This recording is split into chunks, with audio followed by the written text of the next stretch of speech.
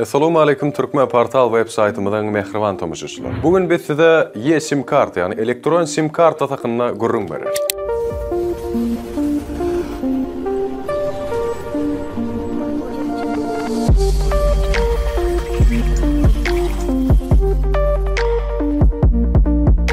Eýem 30 ýyldan gowrak wagt bäri sim karta diýilende adamlaryň gözüňe bir bölejik plastik gelýär. Elbetde täze eSIM kartanyň çykmagy köp kişi üçin garaşylmadyk waka boldy. eSIM karta näme? Onu haýsy telefonlarda ullanyp bolýar? Onu näde ullanmaly hemem aslynda onuň geregi bar. Şu tawallaryň hemmesi şuňky videomyzda ýöretip siziň üçin. Mobil telefonlar ilki dörenine olarda sim karta bolmanlar. Her telefon mobil operator tarafından aýratyn 50 program berilen eken. 1991-nji ýylda bolsa biziň bilen sim kartalarma dörep başlaýar. Adamlar onu alıp islen telefonlaryna dakyp bilipdirler. Soň tehnologiýalar kämilleşip ol sim kartlar mini sim. Soňra bolsa mikro sim kartalary ahyr nano sim kartalary öwrüýär. Siz mundan başga näme gerek diýen bolmagyňyz akmal. Nano sim kartlar kiçiden amatly. Häzirki telefonlarynyň hemmesine diýen ýaly dakyp bolýar. Ýöne akylly sagatlaryň hemem şoňa meňdeş gadjetlaryň çykmagy bilen ondan hem amatly bir zat oýlanyp tapylmaly boldy. Sebäbi kiçijik enjamlara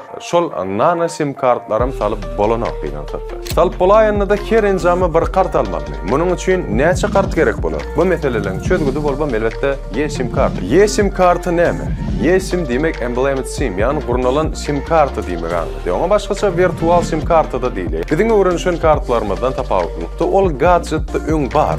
Enjamda entek öndürilýär. Onuň üçin eSIM kartasy ýöretip gurnalýar.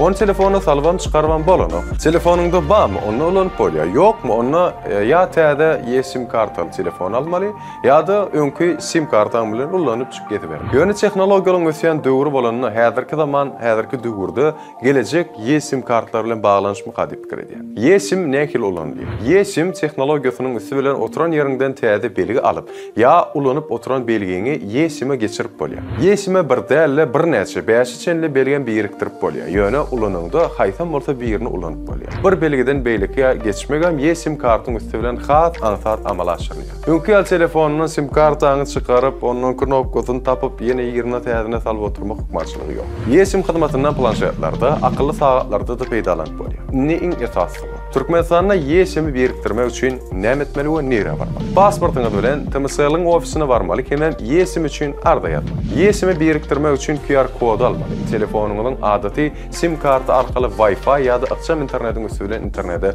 birikmeli. Telefonuň kamerasyny ýa-da QR kodlaryny skanerlemek üçin niýetlenen ýöretip programmany ulanyp QR koduny skanerlemeli.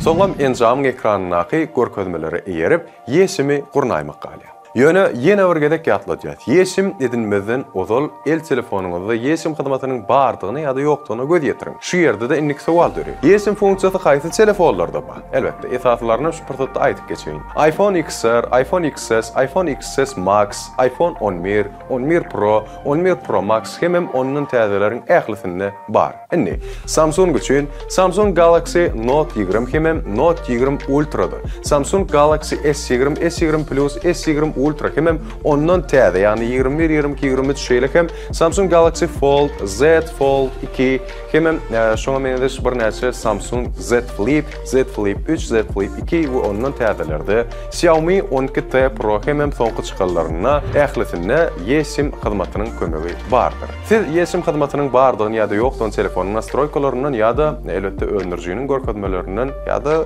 islendi Google sayta bir zada girip barlap bilersiz. Gelin bolsa eSIM-iň aýratyrlyklaryny bähbetli taraplaryny hemem kemçiliklerini şu portatda belläp geçelim. Virtual sim karty has ýytybarly we hukukda tasaplanýar. Sebäbi onu ýitirip ýa-da döwüp bolmaýar. Ýa-da aýdyşym ýaly siz sim kartalarynyň bir näçesi bar bolsa egerde olara salyp çykaryp durmak ýa bir bilen çalyşmak hukmançylygy ýok.